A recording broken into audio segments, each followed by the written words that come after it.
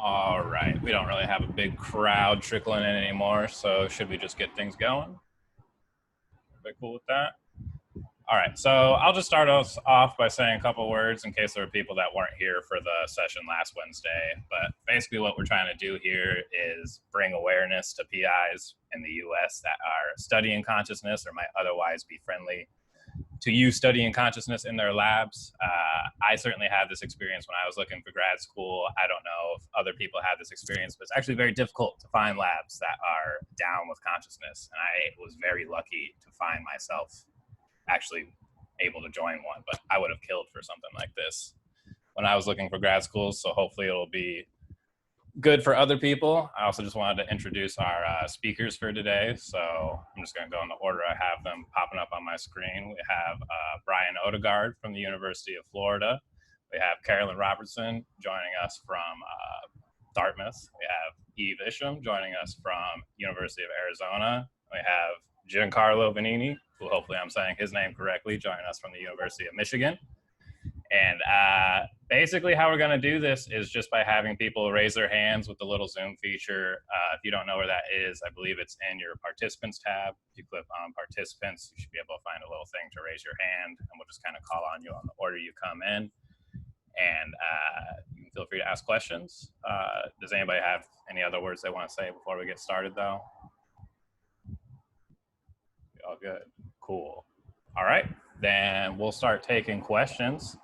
And I see, I believe it's Ali, so I'll pull you up first. Did that work? Are you being asked to be unmuted? Maybe, maybe not. Yeah. Cool. Sorry, my Zoom is acting weird. That's okay, I don't know what happens. Yeah, it's like out of a sudden my video went off. So thanks for having to be here, the PIs and for organizers. I have a question for all four PIs. So I'm a PhD student. I'm looking for postdoc, but the question that I have might be important for both people who are looking for postdocs and looking for PhD positions. So the question that I have is,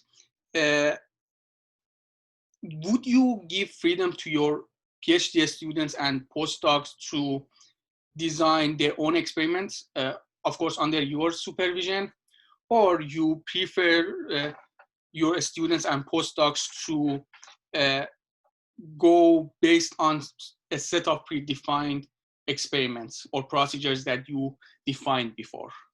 I appreciate if you could clarify that.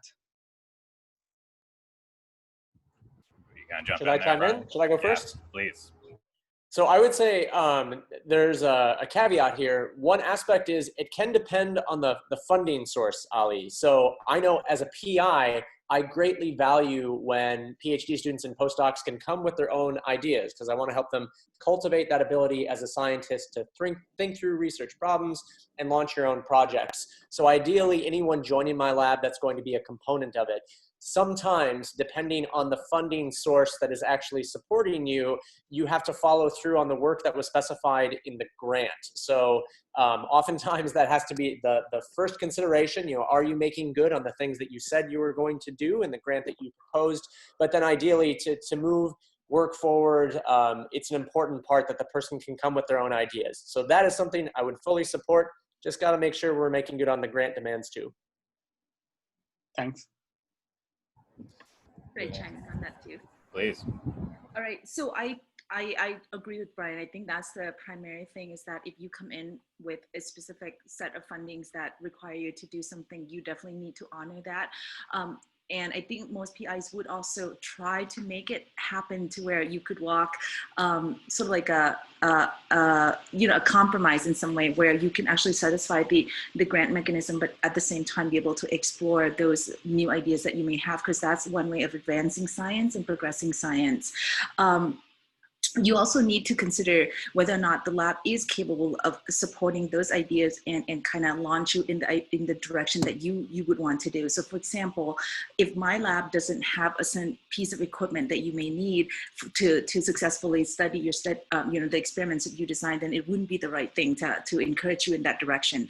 One way of getting around that is collaboration. So you could maybe look into other labs and see, okay, you're under one supervisor, under one PI, but is it a possibility to expand and collaborate with another lab? Okay, thank you. And I'll second what's been said already, but I certainly most enjoy working with students who bring their own ideas and create a generative culture in the lab. I also think it tends to be most successful so far in my experience for a student, whether a beginning grad student or a beginning postdoc, to be started on a project that's kind of a quick, easy win, something that's already been tested a little bit in the lab and gives them a little opportunity to build confidence in whatever the techniques are that we're using that are different from what their background had brought them. So often I'll start a student on an idea that we have high confidence in that isn't totally out there, and hope that that becomes a platform for them to move in whatever their next direction is. Well, last, I really don't have anything meaningful to add. I second what we have heard from the preceding PIs.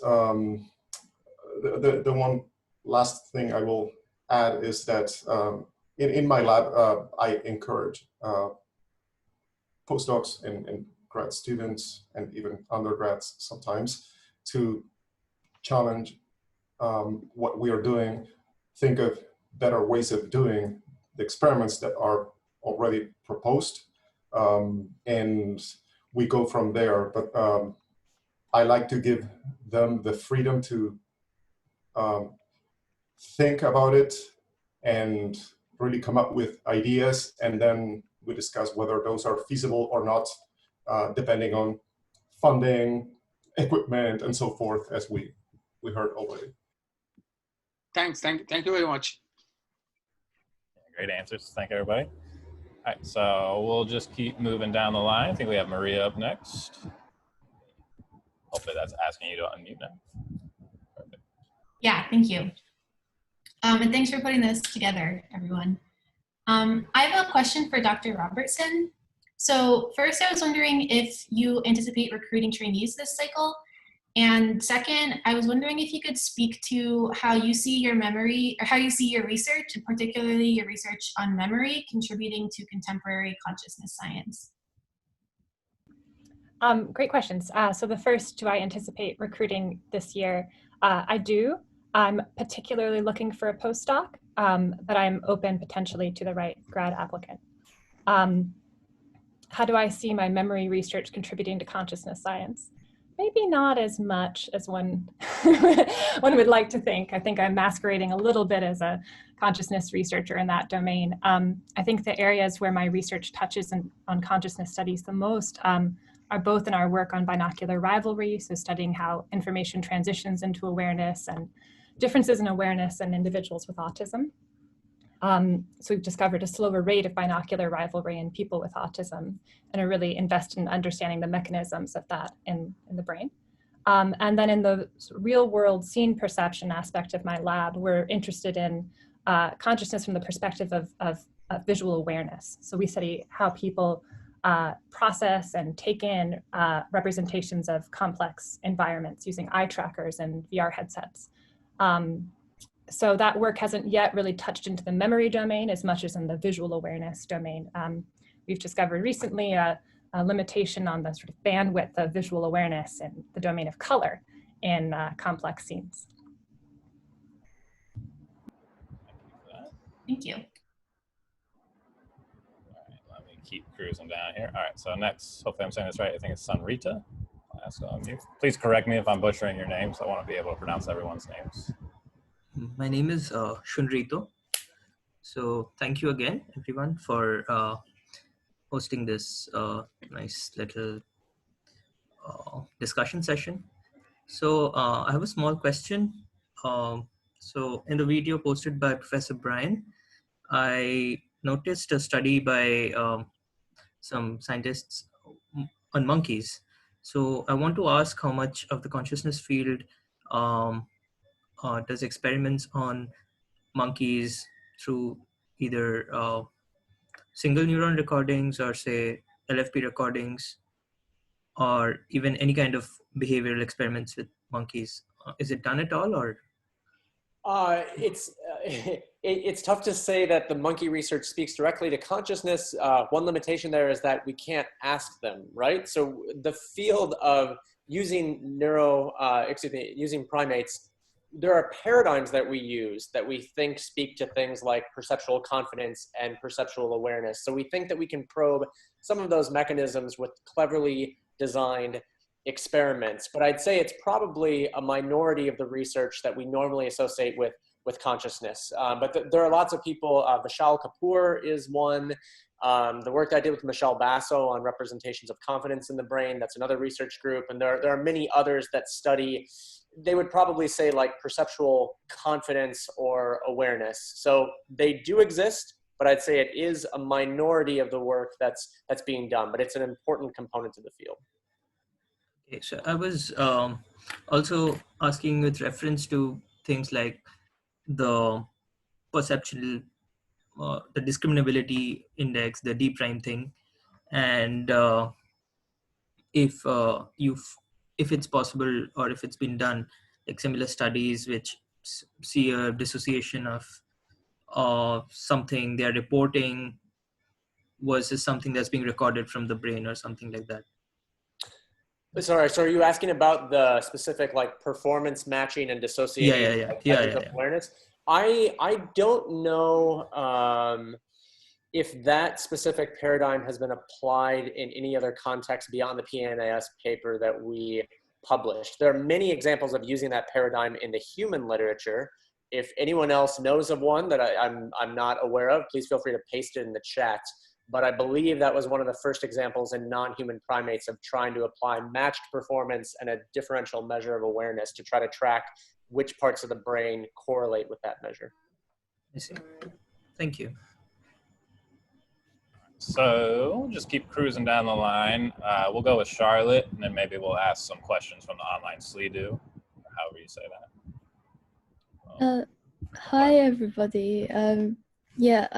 Apologies in advance if like I ask silly questions. So I have two questions, one for Dr. Isham and another one for Caroline Robertson.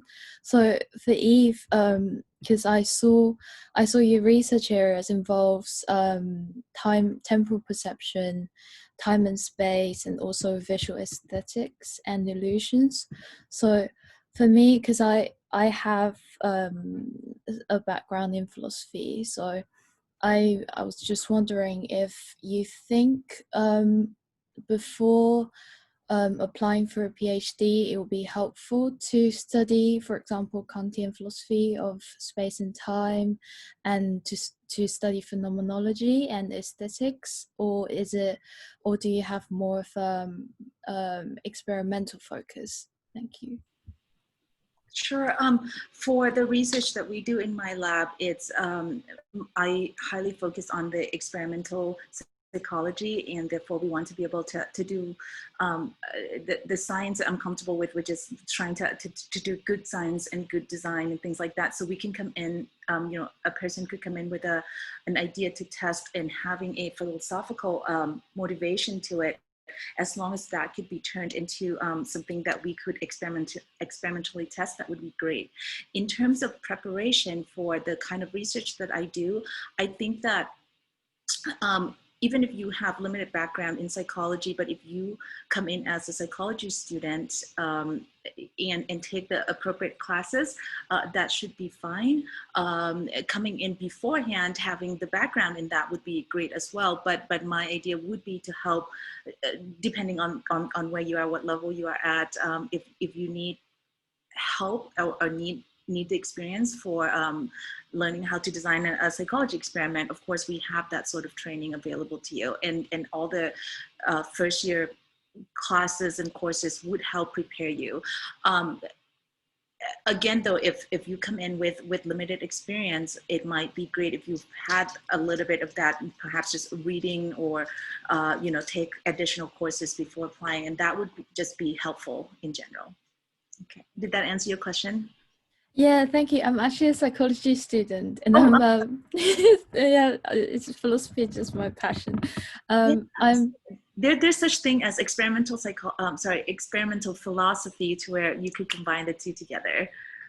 Yeah, I'm actually doing my dissertation on mental representation of causality, temporality, and agency. So, you're good. Thanks. Yeah, thanks. And if I could ask Dr. Caroline Robertson the next question. So, I saw that you're looking for people with a strong computational background, and in, for example, maybe machine learning, because you mentioned VR, and also probably Bayesian network and things like that. But also you do have a focus on neurodegenerative diseases and autism research. So I've been told by my supervisor that the two approaches are complementary, and I think they can be used to inform each other, but I was just wondering how you combine these two together, or you're just looking for people in separate domains. Thank you. Sure. So I think you're right to spy that although I have a lot of interest in autism as a clinical condition, we tend to study it from a more computational and cognitive neuroscience perspective, so not really from an applied clinical perspective. And I think the reason for that is just that it's a very complex condition with very complex behaviors that tend to come out in complex real-world environments. And the best way to characterize it is really to be able to apply and to like leverage rich kinds of data in naturalistic settings. We like to study how people behave in these immersive VR environments, but also in fMRI studies, and the kind of skill sets that tend to be most helpful in analyzing that type of data do have a computational bent to them.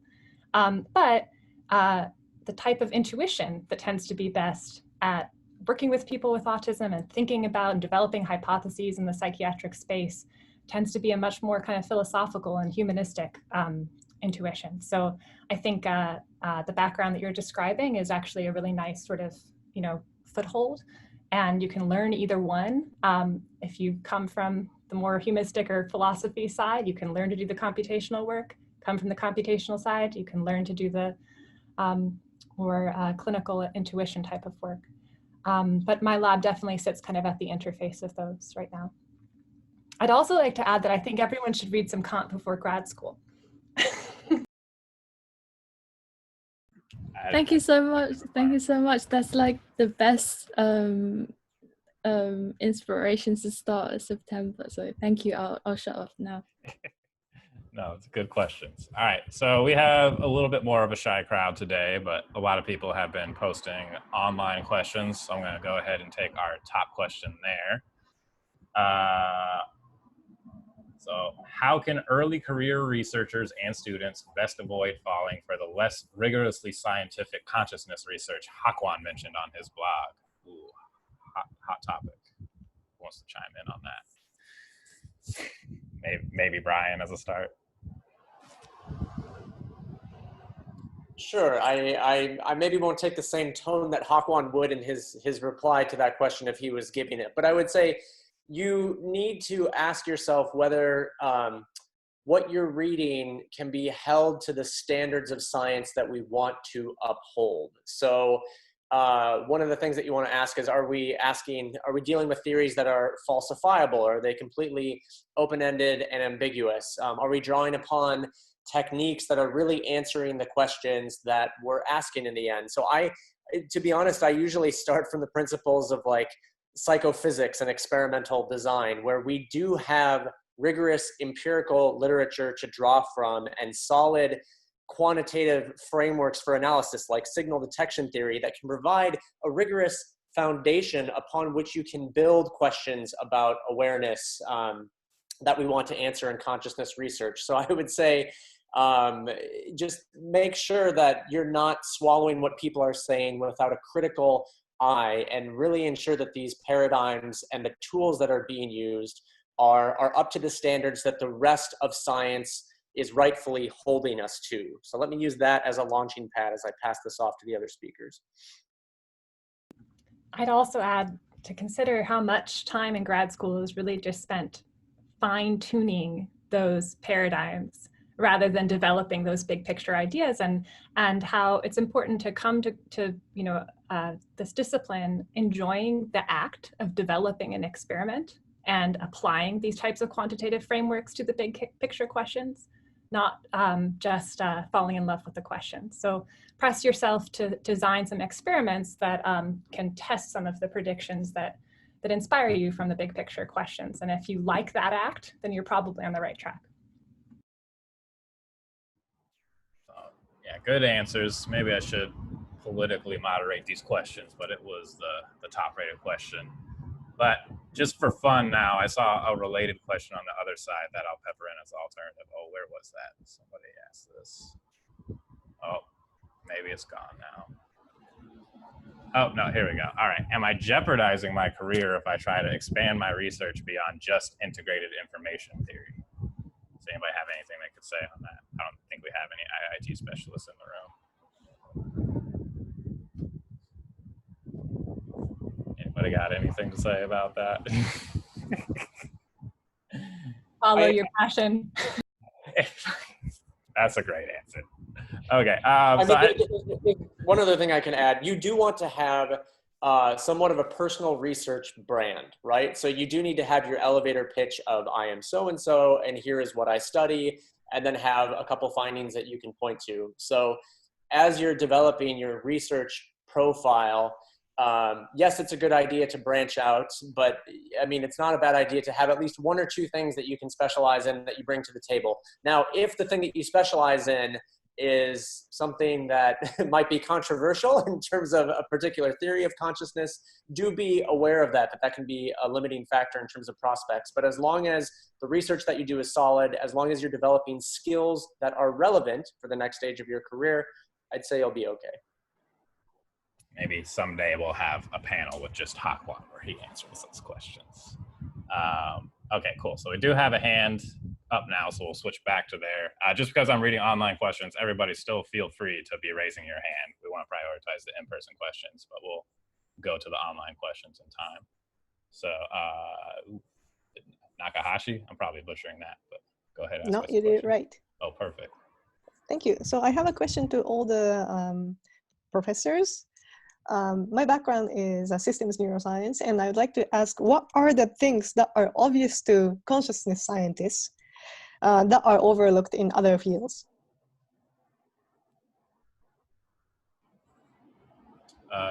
Giancarlo, maybe you want to hop in? Yeah, that's an excellent question. It's going to take me probably more time to come up with a compelling response to it. Give me a few seconds.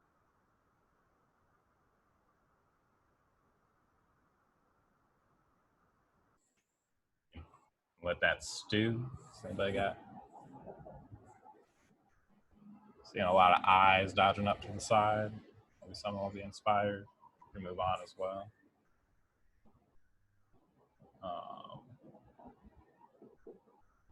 All right. Well, maybe can I say something? Although I'm not please. a panelist. Yeah. I just feel bad that we just passed on such a great question. I think it's a great question, but it's quite challenging to answer. But I think that one thing that's quite unique in the field is really the interdisciplinary nature of consciousness science. And I mean, everybody talks about interdisciplinarity these days. And of course, in system neuroscience, you would talk about it too. But really, the degree of integration is pretty high in our field. In particular, I think because the very phenomenon itself has so many different connotations and conceptual issues. So we take philosophy seriously. And we also really take psychology seriously. So I think a lot of cognitive, you just go to a straight ahead cognitive neuro program or straight ahead cognitive neuro lab, quite often when they say psychology, they mean computational models. and then when they mean neuroscience, they mean single cell. But you know, there are many levels in between, and there are some really more conceptual type of psychology that we need to think about, like what really is subjective experience? Is it even computational? And how about attention? How about reportability? And these concepts, I think that's something that we do have something to offer, to bring to the table. So I think there's some advantage in joining a lab that specializes in this. Yeah. All right, I'll shut up. That's true. Thank you very much for for that response. The only field I was thinking about that you see something relatively similar is the pain field, but doesn't come close to what the consciousness science is really. The integration is not comparable. I like the idea of you know, answering this question from looking at the beauty of consciousness as a field of research, that it is an integrated kind of field. And the reason that my lab has aesthetics, have time perception, have art, have all these other things, I think that's why we're not, the PI is the one that is interested in this sort of things, but be able to integrate all these different things. So I think that we're not trying to, rather, you know, I don't think we're overlooking things, and if something is overlooked, someone else will come along and integrate that back in. So I think it provides that opportunity for future generations of PhD students and postdocs to be able to do something like this. So it's kind of actually a nice thing to pursue this line of research as your career path. So I just want to add that in. Well, it was a great question. Does anybody have anything else they want to chime in before we move on to the next question? Sorry, I got motorcycles driving by on my street. We all good? Okay. So I don't see any hands queued up, so I guess I'll do another question from online. Let's see here. This is kind of a related question. I'm just going off the votes here, but we have. So there seem to be some isolated research cells when it comes to consciousness, e.g. Rudroff, Benequin, Friston, and Williford are the Monash folks. Why? So, I mean, I guess a different way of asking that is, why do we have such a polarized community? I mean, not everybody's polarized, but some aspects are. Kind of a repeat. We don't have to. I know, but I can chime in. I don't think I don't know if polarized is necessarily the right way to describe it. I think you have research groups that approach the problem from particular theoretical viewpoints and then conduct experiments to try to answer questions that relate to their theories. So I would say you're right. I can point to different groups around the world that have certain theoretical commitments, we can say, but I think we really have to give some credit here to the ASSC meeting for bringing these groups together. So I can at least speak to my experiences at the Association for the Scientific Studies of Consciousness meeting from the last 3 or 4 years. And if you attend that meeting, what you're really going to see is a fantastic venue for collaborating and debating and discussing findings. And I can think of many conversations I've had with, say, advocates of IIT, like Andrew Hound and Will Maynor and other people from Giulio Tononi's group and others that have really informed my own theoretical viewpoints. So yes, we do see a lot of groups with different commitments, but especially at that meeting, and I would say increasingly moving forward, these groups are talking to one another and they're working to develop experiments that can try to provide evidence to arbitrate among the different theories that exist. That's a good answer. We can probably move on unless anybody has anything they're dying to contribute to that. So I see we have Ali up for round 2. So for round 2, I have a related question because right now I'm looking for different postdoc positions and I'm looking for different labs. I like to hear all of your recommendations here about that. So during my PhD, I formed a inclination toward certain theories of consciousness. But there are labs in US that are doing completely opposite theory. That theory that's like, I can't imagine myself working on it. Like, or any data that I see is, I feel that those data are against those theories. So would you recommend applying for the labs that are working on those theories? Or you suggest PhD students who plan to go to postdocs to only focus on the labs that are in line with their theoretical views? Can I ask you a question, Ali? How open-minded are you, and how open-minded is the lab? Because you want to have a good relationship as well. You want to learn from the lab, and if you and the lab, can get along and can see and recognize the differences, so that your ultimate goal is to make progress in this line of research, then it might be a good marriage, a good relationship. But if you're butt-heading with each other, it may prevent you from doing the good science that you both would want to do. So that's probably might be more on that side than anything else. I mean, it could work and it could not work, right?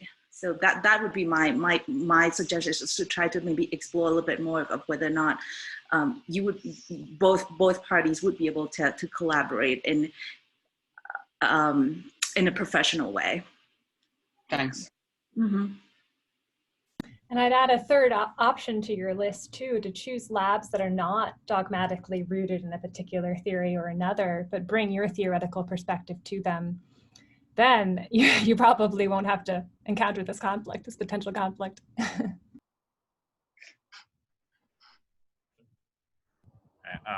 anybody have anything else to add? I mean, I'll just say, Ali, if you're joining a lab where you're showing the PI data, and because it goes against the theory, they aren't a proponent of your work, or they don't want to discuss it, or they won't support you, avoid that lab at all costs. Like, again, it's important moving forward that we hold consciousness research to the same standards that we do for the rest of science, right? So I hope that as scientists, we make sure that we're not relying too strongly on the prior and a Bayesian sense, and we can incorporate new sensory evidence and the likelihood to form a new posterior. There isn't anyone out there that should be so firmly committed to their viewpoints at this point that we can't revise them, at least to some degree, as new data comes in. So I would say gauge how the PI incorporates new findings into their previous viewpoints, and I think that might be a good indicator of whether or not you would want to join the laboratory. Thanks. Very good point. Okay, so we'll cruise along. I think Charlotte's coming up for round 2. Yeah, sorry. Any questions? So my question, again, a few I'll make it quick. So another one for Eve. So I'm going to enroll in Professor Semiozeki's course called Neuroaesthetics, and I thought it might be particularly interested in you, but so I wonder what you think of his research, as in, because the course itself is really broad, so we'll be looking at neurobiology while reading Dante and Thomas Mann and Plato at the same time. Well, as a philosopher, it really excites me, but I wonder what you think about his research group in general at Wellcome Center. I missed just a tiny bit of the first part of your question, but are you asking if I'm interested in a particular, if what I feel about a particular research group? Professor Semiozeki's okay. Group in a Wellcome Center for Neuroimaging. I mean, I followed his research and in especially in the past when we're looking at aesthetics, and I really enjoyed his work, and some of his ideas were influential in some of the things that we're working on. We're not actively working on aesthetics at the moment, so I'm not up on that line of research, but I mean, to me, I think he has done some great work, and so yeah, if you're doing that line of research with him, it's probably a great idea.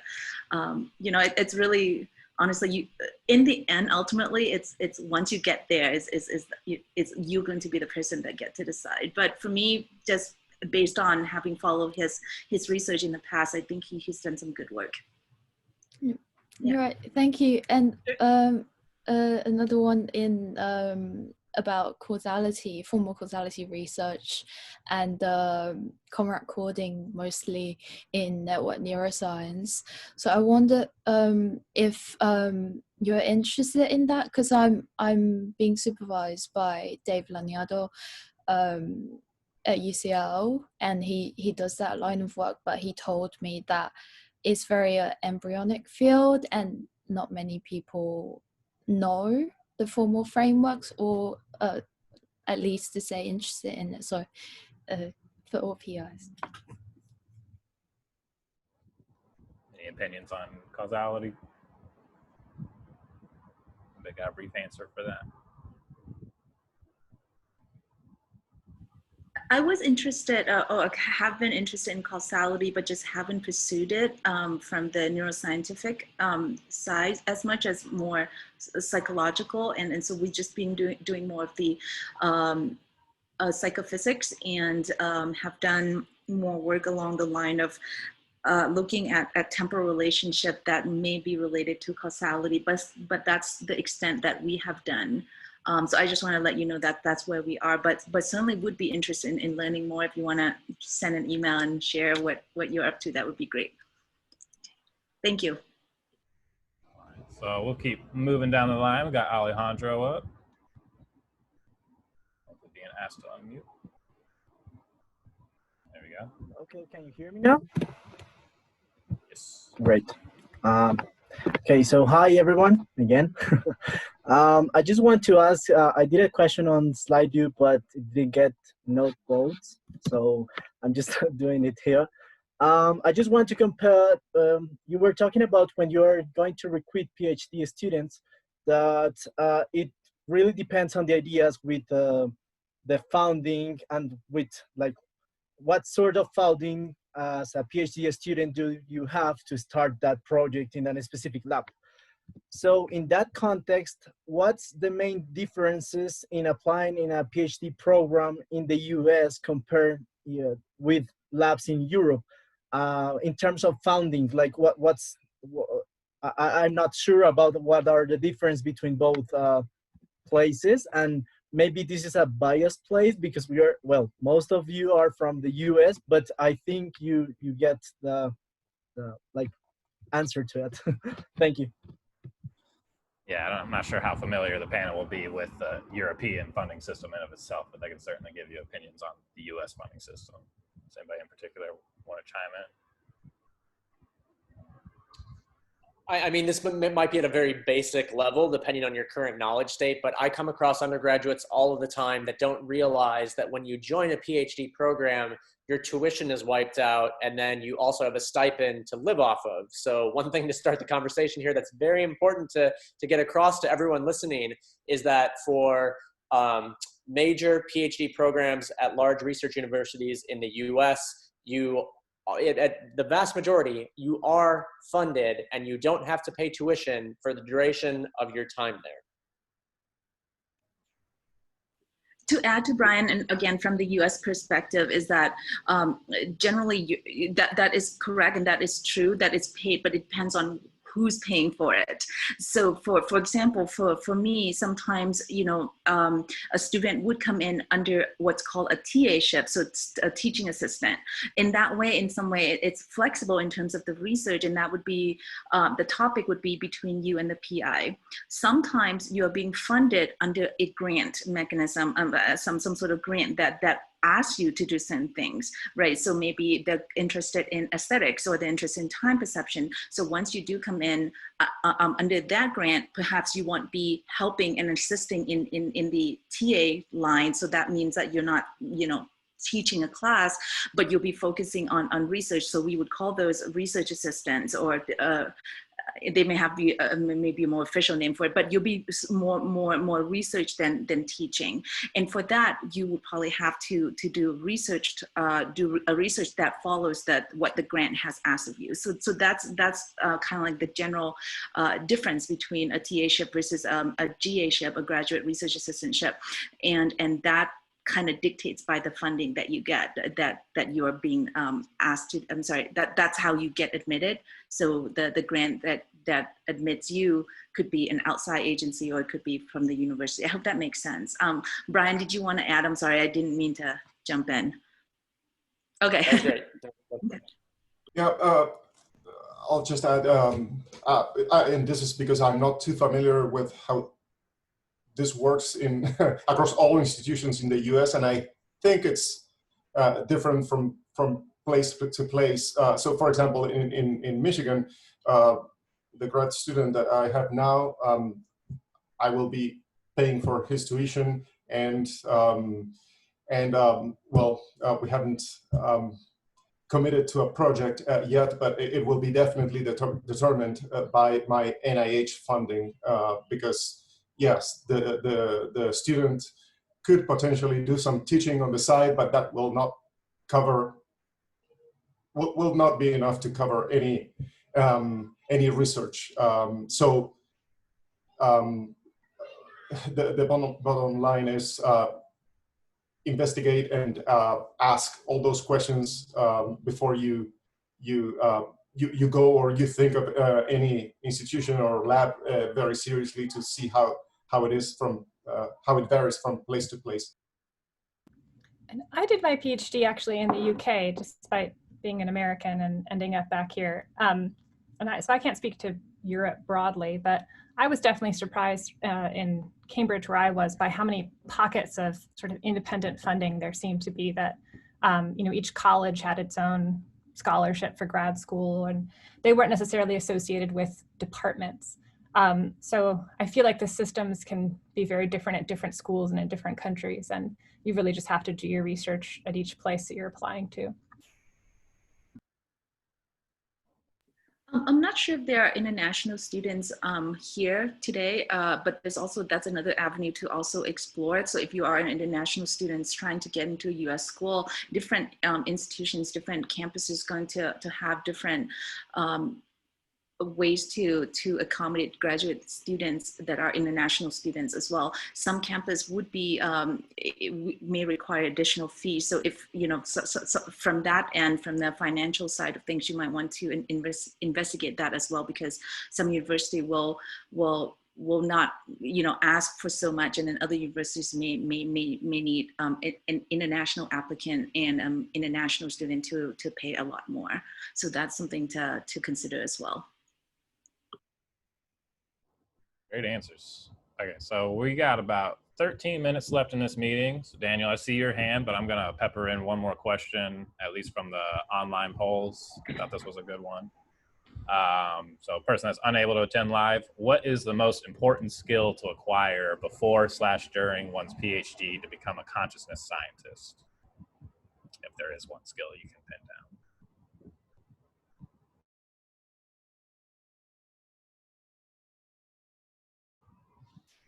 Anybody? Giancarlo, maybe? Okay. Grad school is obviously just one skill. Can't be that hard of an answer.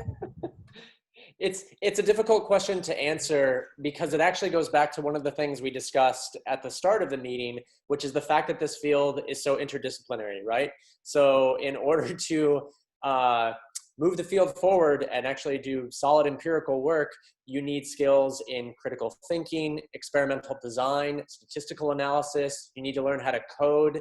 The more of those four things someone can demonstrate that they have for starting grad school, the more competitive your application is, at least for my laboratory and others. But I'd say it's so interdisciplinary, it's hard for me to choose one thing. Yeah, I think it depends on the type of work that you want to do in the future. Since consciousness research is so vast, you will have to really determine in which direction you want to go, and then choose maybe one skill that is useful in that context. I think it's often the case that if you choose one skill and learn it really well, you demonstrate in your application that you can learn other things. So it doesn't need to be that you have 10 different offerings you're bringing to grad school day one, but you've shown that you're able to really study hard and, you know, pick up something that's challenging. And yeah, it can be anything from, you know, programming to running the experiment to critical thinking. I also agree with the other PIs as well. And if you come in with a strength and your PI recognizes that, a good PI would be able to work with that strength and then help you fulfill the other things that you haven't learned yet. And together that I think would make you a successful researcher in this area and in many areas, actually. Yeah. All great answers. Okay, so now we'll take Daniel's question. Hi everyone. So I'm coming from a machine learning background, so I have a different type of question. So sorry if it's like a silly question. I'm curious, what do you think of AI research, and is it possible to create an AI with consciousness? And is that an even question to like ask? A good question to ask. And what do you think of that? Good end question for the panel. AI machines consciousness. Who's on it? So I think until we can better understand what the neural mechanisms are that lead to consciousness, it's a very difficult question to answer, in part because AI is going to tell us that it's conscious long before we can ever actually validate whether or not that claim is true. So that's part of my concern with this field. The linguistic capacities of the artificial systems that we are developing are clearly going to be able to give us all of the types of subjective reports that we use in actual experiments in our own field with humans, indicating that it's conscious. I mean, I've said to friends off the cuff that as soon as we train like a deep neural network model on Proust, we're doomed, because as soon as it starts learning all of these florid, interesting ways that we describe qualia, what is it about the types of reports that humans give that would be different from AI in that sense? So for me, we need to keep focusing on studying the neural mechanisms to better understand the biological basis and even the computational principles that lead to consciousness. That's a great answer. Anybody have anything else they want to chime in on the matter? Daniel, it's not a bad question to ask. It's just a long way to get there. I agree with Brian that it is still a long way to get there, but nevertheless, it's good to keep asking that question. And I think that one of the things, we kind of came across this topic and then kind of toss ideas around it, and in the end we ended up getting stuck at what is consciousness, and so that definition of consciousness has always been a problem for us. So once we can feel comfortable with the definition, then maybe that's when we can maybe explore consciousness in non-humans, so in this case in AI. But I wouldn't be discouraged to not ask the question that you just asked, but be aware that it might be a long way to get there, at least from some of our perspectives. Like I would agree, Brian, that we still need to understand a lot more in order to get there, but maybe we will get there. Just don't stop asking the question. Do you have like a prediction on how much time it will take to get there? Say like I don't. Anyone else does. My guess is that I will retire before I see that happening. I hope I'm wrong. I imagine everyone in this Zoom call might. Thank you. Okay, well, so we still have about 7 minutes left. We'll entertain questions. If anybody wants to raise their hand, go for it. But there's still more on this online one I can work in. Let's see if there's any I missed from the top. Okay. This is kind of a good general question. What is the hardest thing about being a consciousness researcher? What have you done to mitigate those difficulties? Anybody? I know Carolyn is just like, well, I just kind of pretend to not be a consciousness researcher and then I get to skirt all the drama. Truthfully, for me, there are so many interesting things in the field that the hardest thing is actually figuring out what to prioritize. So because I literally have a web browser behind this Zoom meeting open that has 40 tabs on it, because I keep seeing papers from computer science and philosophy and all these different fields that are relevant for the question and that are fascinating and that I don't have time for. So I know it sounds like a little bit of a cop-out answer, but for me, honestly, it's time management and in determining, you know, how can I maximize what I'm learning and maximize my contributions to the field while still keeping abreast of all of the insights that different disciplines are providing. So that for me is actually one of the biggest challenges.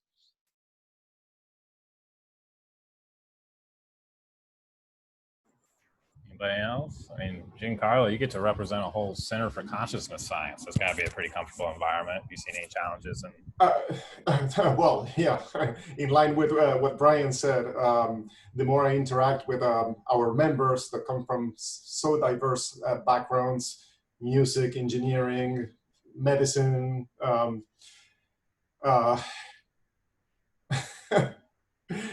the worse I feel about what I do in relation to consciousness research.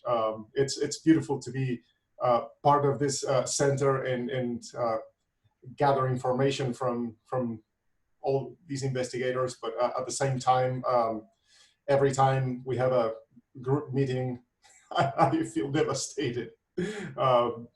That's sorry, it's not a happy answer for me. Okay, that's why we're having events like this. We're trying to make it a happier state of affairs. I think one of the things that could be challenging is whether or not your line of research is accepted within the peer and within the colleagues and the group of people that you are with. If you're in the right place, that people are accepting of this line of research, and you would be the one to help them understand that. But if they don't understand it and then kind of see it more of like a, you know, not really science, then I think that could be difficult. But once you can be in the right place, perhaps with you know, Giancarlo or whatnot, in where people do accept this line of research, then I think it's really a really fun place to be, a fun and exciting field of research to be in. So don't get discouraged, but at the same time, just kind of know that does happen, where this line of research is not fully accepted. It's come a long way since it, you know, first started, but there still are researchers that may not understand it well to accept it as a science. Good answers. Okay, so I think we will, depending on if it's a short question, we'll close out with maybe this last question from Noel. Try to unmute you. Hey, can you hear me? Yes. Okay, yeah, hopefully this is a short question. So I'm an undergraduate. I don't really know what I'm doing yet. I don't really know what to look for in the world to find consciousness stuff. So I was like super excited to find this event, but do you have recommendations for like journals that tend to be consciousness oriented, just because it is such an interdisciplinary field? Like, how can I find like a center for information and news in the field? I can chime in quickly here. So one journal that's relevant is the Neuroscience of Consciousness. That's the flagship journal for the group that I mentioned earlier, which is the Association for the Scientific Studies of Consciousness. So I recommend keeping an eye out for the latest releases from NOC. And I also recommend following ASSC on Twitter, because they often tweet out relevant articles and opportunities and results and meetings and things of that nature. So go follow the ASSC online, and that's a great way to keep up with the latest work in the field. In addition, there's also another journal. It's a Consciousness and Cognition as well. And some of the people that are there are also involved with the ASSC as well. There is another conference in Tucson, because I live in Arizona, so I'm involved with this other organization as well, which is the science.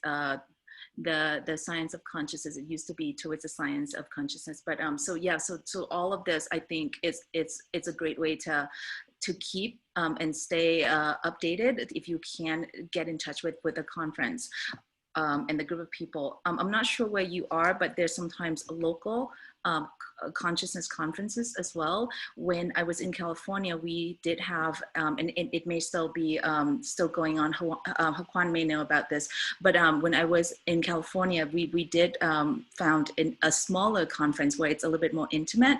So you might also look at your local community to see if there's anything. And if anything at all, you potentially could start something yourself. So maybe ask a professor to help form a group and then start reading journals together, journal articles together and things like that. And that could be a good way. And do reach out to people too. If you see something that's interesting, just maybe send them an email and say, hey, I'm really interested in what you're doing. Can you, share a few more ideas or whatnot?